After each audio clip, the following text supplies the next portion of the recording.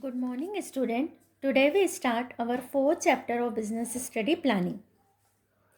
Planning हमको पता है कि किसी भी काम को करने से पहले जो हम उसके लिए पूरा प्लान बनाते हैं, पूरा एक प्रोग्राम डिसाइड करके रखते हैं, उसको हम प्लानिंग कहते हैं. बट इन मैनेजमेंट प्लानिंग का मीनिंग ये होता है कि किसी भी काम को करने से पहले उसके जितने अल्टरनेटिव्स होते हैं उन सभी अल्टरनेटिव्स को हम देखते हैं कि किसकी क्या मेरिट्स है, किसकी क्या डीमेरिट्स है, और फिर उसमें से हम बेस्ट अल्टरनेटिव को चूज़ करते हैं कि हम जो काम करेंगे वो इस तरीके से करेंगे. तो जितने अल्टरनेटिव हमारे पास है उसमें से हम बेस्ट को डिसाइड करते हैं, बेस्ट मेथड को कि इस तरीके से काम करेंगे, तो वो हमारा प्लानिंग होता है. Introduction. Planning is very important activity which is not only required in management but also in daily life routine of humans. Every organization need to plan, be it government, private, personal, education और social. यानी हमको हर field में plan करना पड़ता है. अगर हम हमारा डे का देखें तो सबसे पहले हम मॉर्निंग में उठते से सबसे पहले अपना डे का प्लान करते हैं कि आज हमको क्या करना है, कैसे करना है. Even the government as an administrative body also need to plan. The production houses need to plan their activities from production till selling the produce goods. जो प्रोडक्शन हाउस होते हैं वो भी अपनी सारी एक्टिविटी प्रोडक्शन से लेके गुड्स को प्रोड्यूस सेल करने तक प्लान बनाना पड़ता है. In this fast changing world planning serve as a basis for all other management function as it ensure optimum utilization of resources.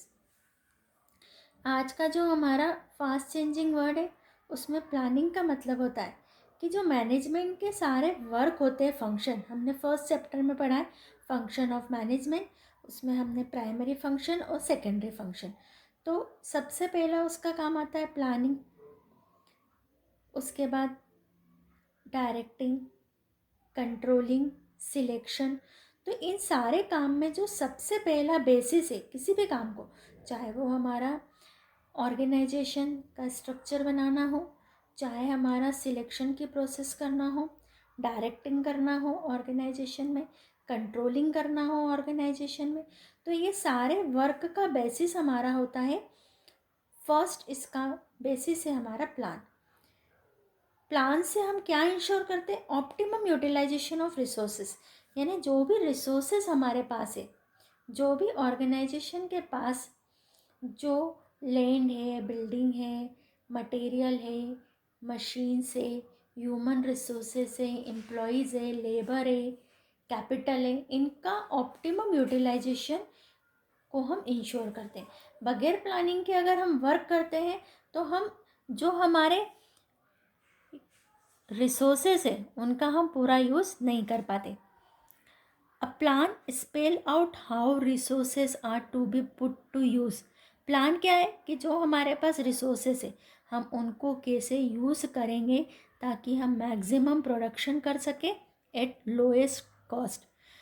किसी भी ऑर्गेनाइजेशन का अगर हम इंडस्ट्री की बात करें तो मेन एम होता है कि कॉस्ट ऑफ प्रोडक्शन को कम करना और गुड्स की क्वालिटी को मेंटेन करना. अगर ये दोनों ऑब्जेक्टिव अचीव हो जाते हैं तो हमारा प्रॉफिट मैक्सिमम होता है. अब हमारा ये तो हमने इंट्रोडक्शन देखा कि प्लानिंग हमारे डेली रूटीन में भी क्या है, नेसेसरली है. बिना प्लानिंग के हम काम नहीं कर सकते. एवरी फील्ड में प्लानिंग इज़ नेसेसरी. अब है meaning and definition of planning. Literally, meaning of planning is to make plan of action for achieving the desired objective. क्या करना? Make plan of action. कैसे हम काम करेंगे उसका plan banana. For achieving the desired objective. जो हम objective जो हमने इंस्टीट्यूशन के बनाए हैं, जो हम चाहते हैं, डिज़ायर्ड है, जो हमको मिले, तो डिज़ायर ऑब्जेक्टिव को अचीव करने के लिए प्लान ऑफ एक्शन को बनाना is called planning. Planning is a mental activity. Planning हमारी पूरी क्या है? मेंटल एक्टिविटी, क्योंकि काम करने से पहले प्लान कर रहे हैं, यानी काम नहीं हो रहा है, काम से पहले प्लानिंग हो रही है. In simple language, deciding in advance what to do, how to do, who is to do and when to do is planning. क्या डिसाइड करना? what to do, क्या करना है, how to do, कैसे करना है, who is to do, कौन करेगा, and when to do, and कब करना है. यानी क्या, कैसे, कौन, कब. ये सारे जो हमारे क्वेश्चन हैं, इनका जो हम प्लान बना के रखते हैं कि इस ये करना है, ऐसे करना है, ये करेंगे और इस टाइम पे करेंगे, that is called planning. In field of business management, meaning of planning is to choose the best among the various objectives, procedure, policies and programmes. क्या करना?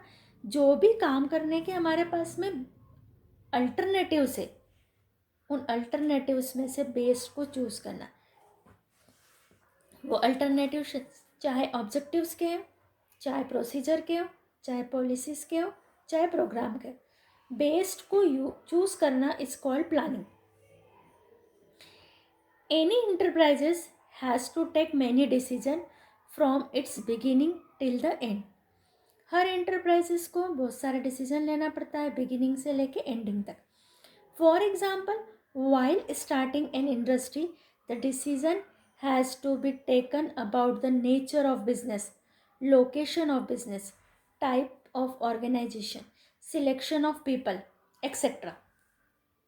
हमको इंडस्ट्री स्टार्ट कर रहे हैं तो हमको ये डिसीज़न लेना पड़ता है कि हमारे बिजनेस का नेचर क्या होगा, लोकेशन कहाँ पर स्टार्ट करना है, किस टाइप का ऑर्गेनाइजेशन होगा, सोल होगा, पार्टनरशिप होगा, कंपनी होगा, सिलेक्शन ऑफ पीपल, हम किसको अपना एम्प्लॉय बनाएंगे, लेबर बनाएंगे, कैसा मैनेजर रखेंगे, etcetera. After setting up the industry, arrangement have to made for capital, material, land, plan, organisation etcetera. जब हमने अपनी इंडस्ट्री को सेट कर लिया तो फिर हमको अरेंजमेंट करना पड़ता है कैपिटल का, मटेरियल का, लैंड का, प्लान का, organisation. After training of labours and expert and manufacture of goods, these have to be sold and advertised. जब हम पूरा बना लेते हैं उसको, गुड्स हमारा मैन्युफैक्चर हो जाता है तो हमको उसके एडवर्टाइज का डिसीजन लेना पड़ता है. Taking decision about all this and making require plan is called business planning. इन सभी से रिलेटेड डिसीजन लेना और उनके लिए पहले से प्लान करके रखना कि गुड्स हमारा अभी बना नहीं है, एंटरप्राइज हमारा भी स्टार्ट नहीं हुआ, पर अगर हमको स्टार्ट करना है तो हमको जो उसके हमारे क्वेश्चन सामने आते कि कहाँ करना है, किस टाइप से करना है, सिलेक्शन कैसे करना है, तो उन सभी के लिए जो हम अपने प्लान करके रखते हैं, plan of action is called planning. Meaning में आप यहाँ से लेकर के make the plan, how to do. फिर in field of business management, policies and program तक. ये इतना आपका 1 2 3 4 एंड 5 लाइन का आपका मीनिंग ऑफ प्लानिंग. ये कंपलसरी है लर्न करना, क्योंकि कहीं भी प्लानिंग का कोई क्वेश्चन आएगा तो आपका आंसर में ये जो पॉइंट्स है ये आपको यूज़ हो जाएंगे.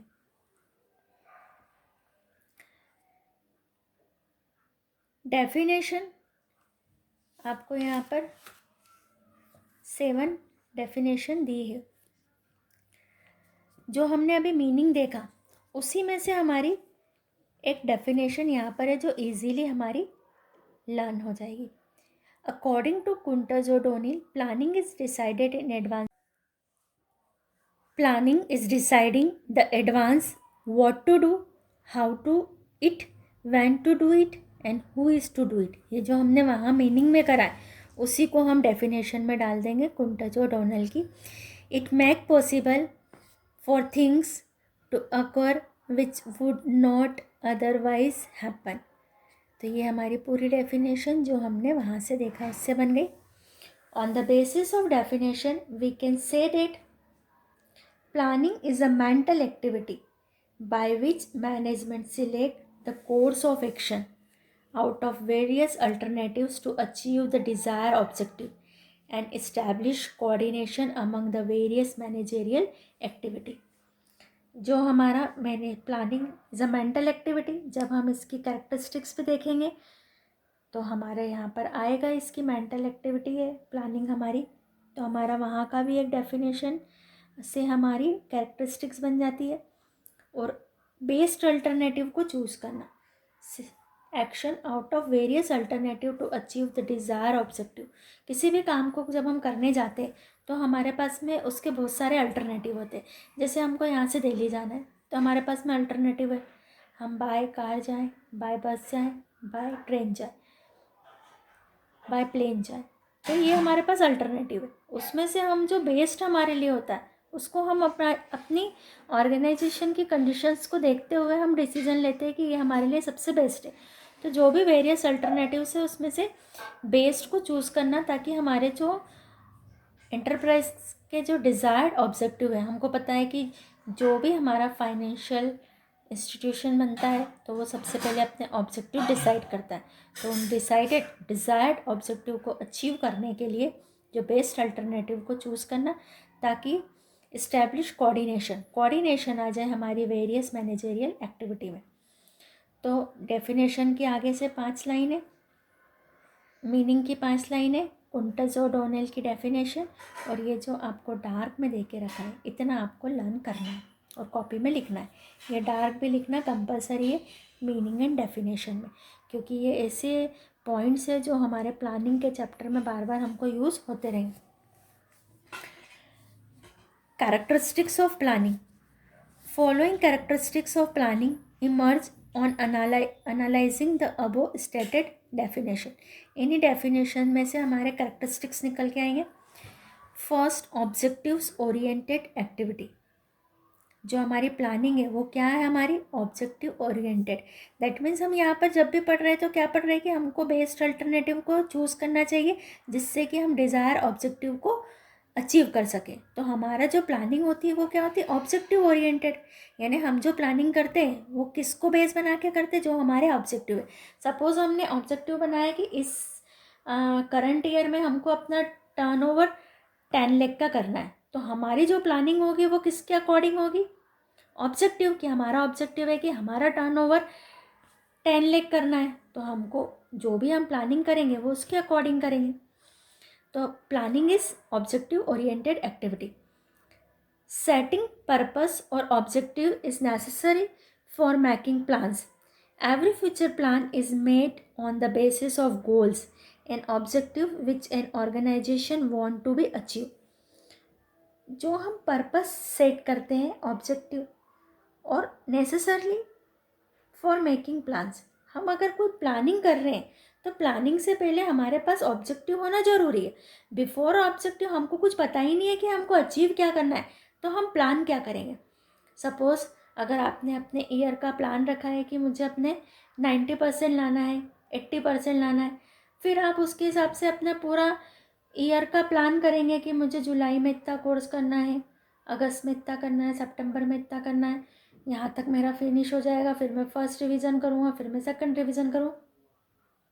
बट अगर आपने कोई ऑब्जेक्टिव ही नहीं बनाया है तो आपका प्लान हम नहीं कर सकते। अगर हमको लगता है हमारी एग्ज़ाम है नेक्स्ट मंथ में, हमको इतने चैप्टर कवर करना है, तो ये ऑब्जेक्टिव हो गए, तो हम उसके अकॉर्डिंग अपने जो 24 आवर है उसमें से हमने कितने घंटे किस सब्जेक्ट को देना है, क्या करना है, ऐसी प्लानिंग कर सकते।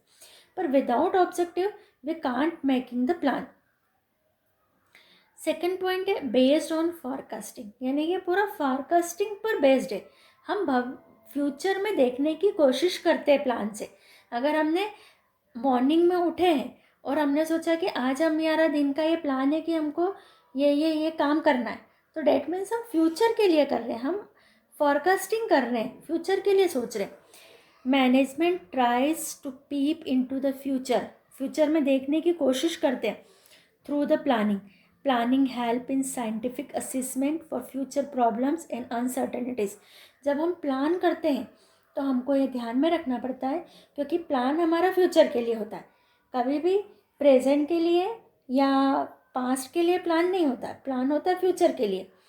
तो उस समय हमको ध्यान में रखना पड़ता है कि हमको क्या प्रॉब्लम्स आ सकती है फ्यूचर में, क्या अनसर्टेनिटीज़ हमारे साथ में हो सकती है। सेकेंड पॉइंट है चॉइस मेकिंग एक्टिविटी। हम डेफिनेशन में हमने पढ़ा कि बेस्ट अल्टरनेटिव को चूज़ करना ताकि डिज़ायर ऑब्जेक्टिव अचीव हो सके। तो प्लानिंग एक सी एक्टिविटी है जिसमें चॉइस मेकिंग एक्टिविटी है।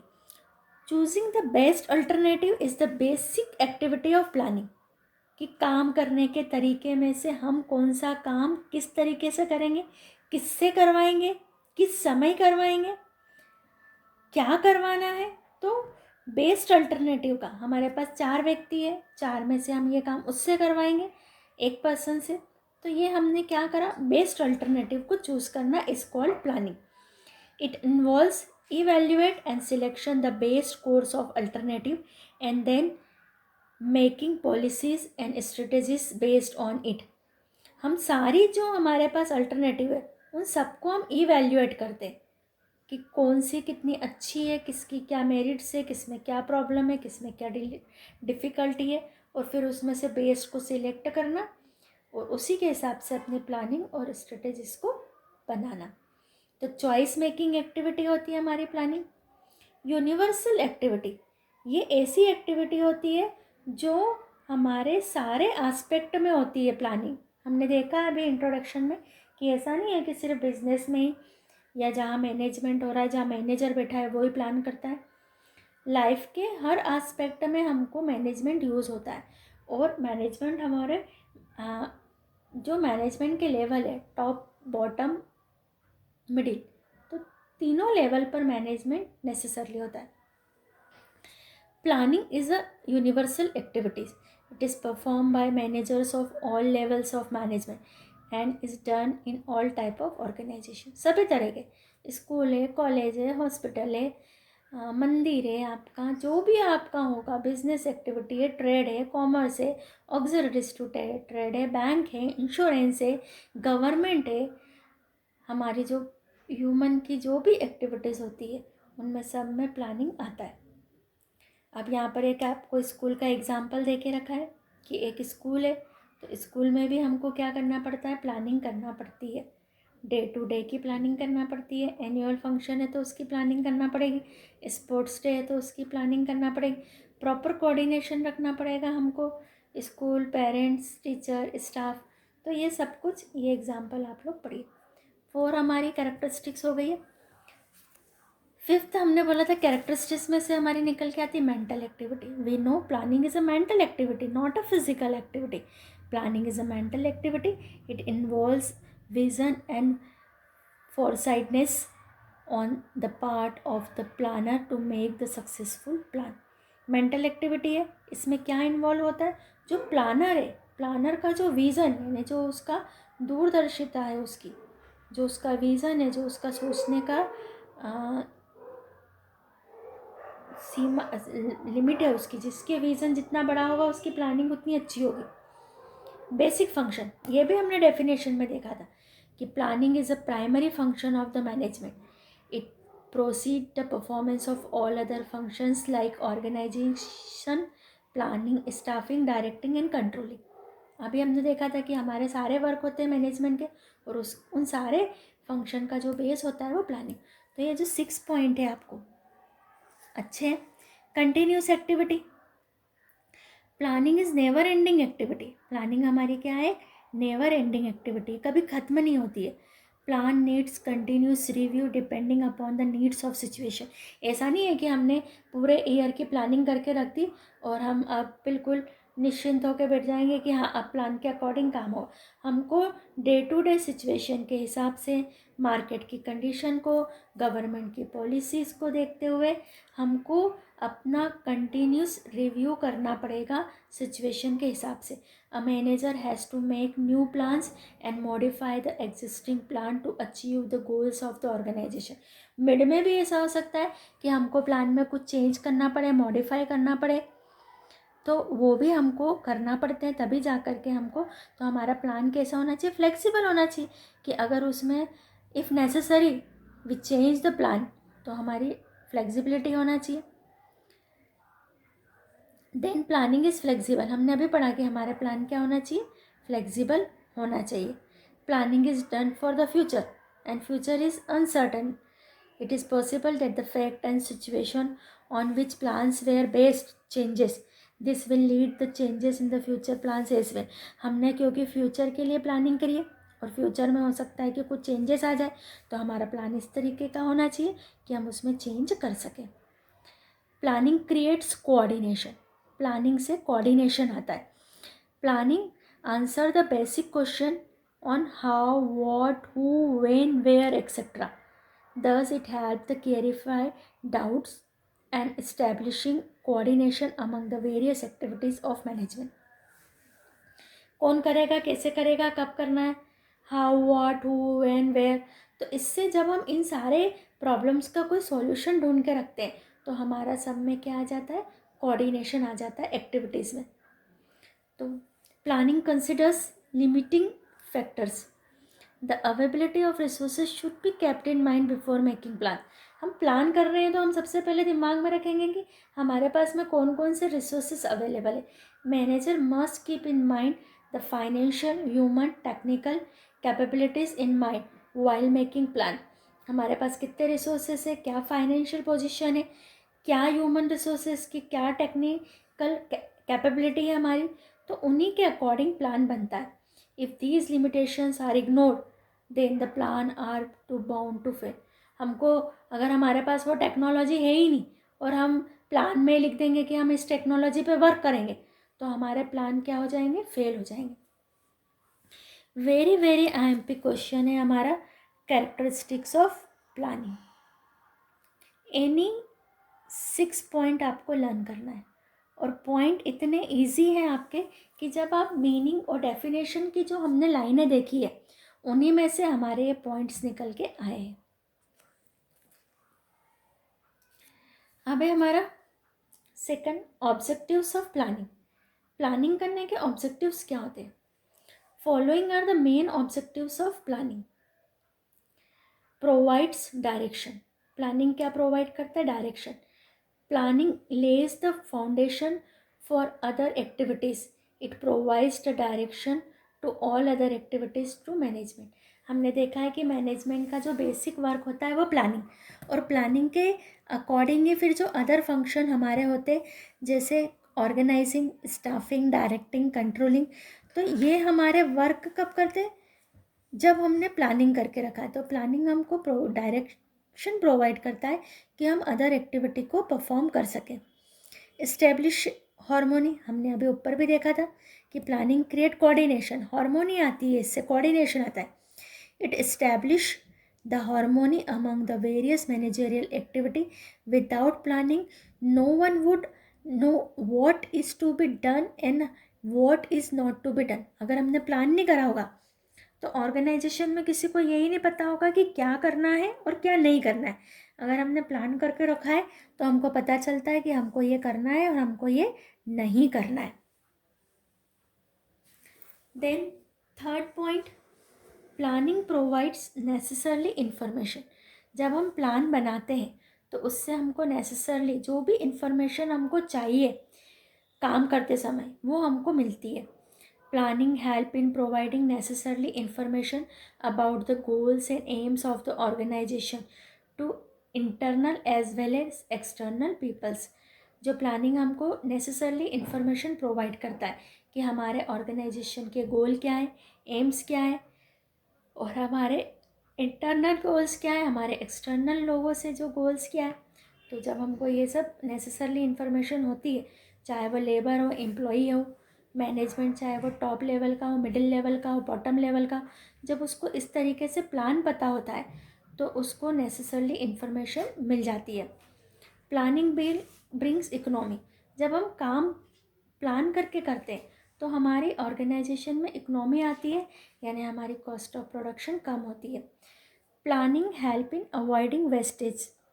It promotes efficient utilization of resources and leads to saving in operation. Policies and programs made in advance help in systematic performance. जो हमारा प्लानिंग होता है उससे हमारा सिस्टमेटिक वर्क होता है। तो सिस्टमेटिक जब वर्क होता है तो हमारी सेविंग्स होती है, सेविंग होती है तो हमारे ऑर्गेनाइजेशन में इकोनॉमी आती है। फिफ्थ पॉइंट है हमारा, provide basis for cooperation and coordination. आप अगर ये नहीं लिखते हुए अगर आपने यहाँ से ये भी लिख दिया है कि प्लानिंग क्रिएट कोऑर्डिनेशन, तो कैरेक्टरिस्टिक्स का पॉइंट उठ के आपको यहाँ पर भी काम आ जाएगा सेम टू सेम। फिर है reduce uncertainties as plans is based on systematic and careful forecasting about the future.